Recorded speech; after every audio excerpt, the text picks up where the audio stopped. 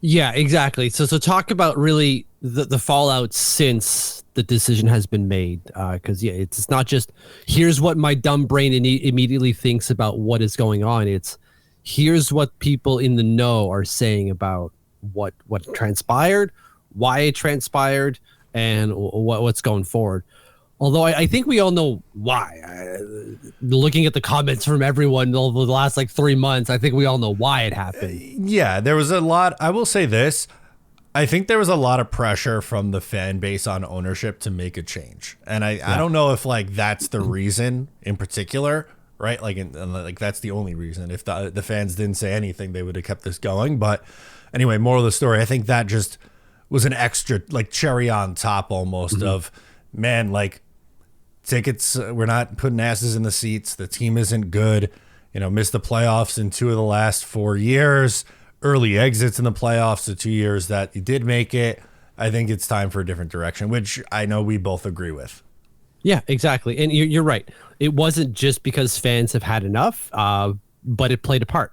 And we played our part as fans, and that's what we're supposed to do. And so a good job by us for that, I suppose. It's never fun to be like, glad we got that guy fired, but we are talking about an 83-year-old who's been in a job for like 60 years, in this type of job for 60 years. Like, he'll be fine.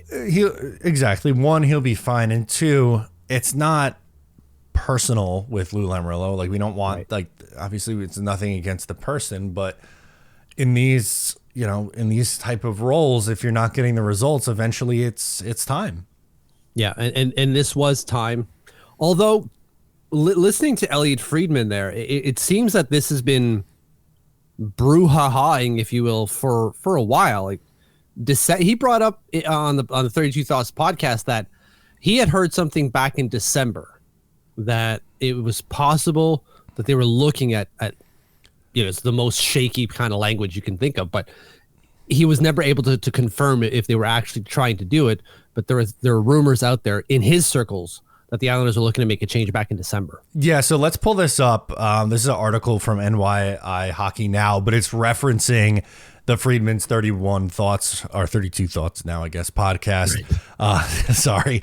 The quote says, I heard at the end of the year that John Collins, who is going to be headlining the search, as they announced, was running the business side of the Islanders. He's a very, very sharp guy, very smart guy. But there was a point during the season where he stepped away because he and Lamoriello weren't seeing eye to eye. Lamoriello has a certain way that he believes things needs to be done, and even though he's in charge of hockey, he believes that hockey should be left to hockey and business should be something else. They just weren't seeing eye to eye. So what do you make of those comments? Yeah, so from what I make out of that is that, and he goes on later to talk about maybe more fan engagement, as you were alluding to, having more butts and seats. Yep. And Lou Lamoriello, as we all know, is not a fan of that. We were playing hockey. We were playing for the crest on the front, not the name on the back. I know that's not necessarily what we're talking about here, but this is kind of furthering his philosophy here. And I will do the absolute bare minimum in terms of fan engagement, in terms of media relations type of thing. I don't disrespect the media, but I'm not going to give them more than what they're supposed to receive. And so it just leaves, as we've all felt, this kind of vacuum between what the team is and what we want the team to be, in terms of even just in our own eyes. And that vacuum, on top of poor results, like by December, the Islanders were 14, 17, and 7. Yeah, not good enough. That's losing even without bringing in the loser points. Exactly. And that's one thing that I'm excited about. And not like, obviously on ice is most important. And I'm excited to see whoever they hire, what direction they go. And not in this podcast, but I'm sure we'll come up with some names that we think make sense for the Islanders and talk through of like, okay, maybe this guy will be qualified or that guy. But one of the things, in addition to the change in philosophy and roster building, is I think this team could do a lot more in like promoting themselves. I don't know if that's the right, I guess it is the right way of saying it. And like, I know like social media doesn't matter to like the actual wins and losses on the ice, but I kind of just wish we got, as fans, more of a behind the scenes look that you get from a lot of other teams, but you don't really get from the Islanders. You get the stock videos that they record on media day, asking them to pronounce Setauket out on Long Island, and that's great. But like, there's only you run 10 of those a year, and it's all recorded on the same day. Like, I just think that there's more meat left on the bone for them to do some more things and add some more personality to the team, if that makes sense.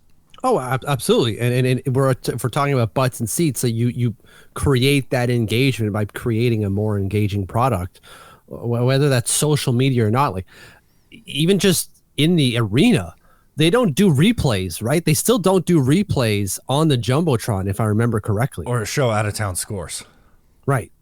Like, what the frig is that all about? That's very much a Lou Lamoriello thing that you get rid of that. We want to see we want to be engaged in the NHL. We are no longer a society where we can be content with whatever we're seeing right there and then. No. We are a double to triple screen society now. You need to give us all of those sensory inputs, including replays and all of it, because we're dying for it. If you don't give it to us, we're just going to go somewhere else, man. As I'm talking to Mitch on this screen with my two other screens in front of me from my computer and the game on in the background too at the same time. Yeah. Yeah.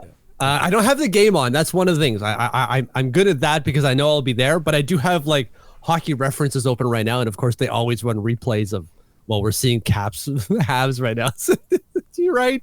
I've got two other screens on top of this and the phone is here. It's wild times. No, it is. But again, this is something that I think needed to be done because of, what this team has been over the last 4 years. And, we said it in our initial reaction. I think this could be, one of like two folded, I guess, in a way, where one, we can appreciate that when he was brought in, like there was a lot of things up in the air with the Islanders, and he did bring some much needed stability, brand new arena, hires a great coach in Barry Trotz, and like there was obviously success the first 3-4 years that he was here in that Barry Trotz and Lou Lamoriello era. And you could thank him for that, but then also at the same time realize, that the team hasn't been good enough and they're not trending enough in the right direction. So someone else has to come in. Like, both things could be true is essentially how I wanted to say it. Absolutely. And you're seeing it with these comments specifically about like discord even just within management, right? We heard about Collins and Lou maybe not seeing eye to eye on engagement, but we're also hearing comments of like Lou and Patty weren't seeing eye to eye, which isn't new. Like, that's not shocking information, or it's a breaking news. Like, we heard that during the year. We all figured it out ourselves that things weren't going well, but it kind of speaks as to why not only was it now the time, but that it was the time in general. After Barry, Lou didn't have that head coach that could coach the way that he wanted the team to be coached and play the way that he wanted the team to be played, and thus the team that he was building, right?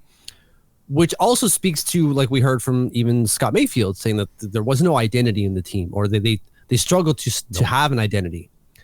And you were seeing that with some of the discord between Patrick Roy and Lou Lamoriello, where Patty wanted to play a specific way, which is probably a little bit looser, a little bit faster, whereas Lou did not want to do that. I want to play basically trap hockey.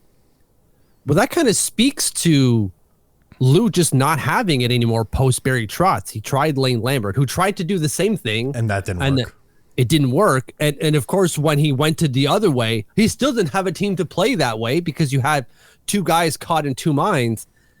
And it really speaks to Lou going and just not having his finger on the pulse of what the current NHL is, and unable to find someone who could do the thing that he wanted to do, and just not wanting to not be part of the furniture. And that really left the team in shambles. Yeah, it did. We've talked all year long about this team not having an identity. And I think, it was kind of conflicting. You have the coach who wants to do one thing. You have the GM who wants to do another. And kind of like a mishmash of players, some who more fit with the coach's style and others who more fits with the GM style. And then you get you're throwing shit at the wall and seeing if it sticks, and it did not come close. Exactly. It's total random bullshit you're throwing out there. And that lack of identity obviously coincides with the period of time where we just weren't good enough. Right? When we had a clear identity and playing a specific style, we were great. We made 2 Eastern Conference Finals out of it. If you like that, make sure to subscribe to Up the Turnpike on Patreon for more exclusive New York Islanders content.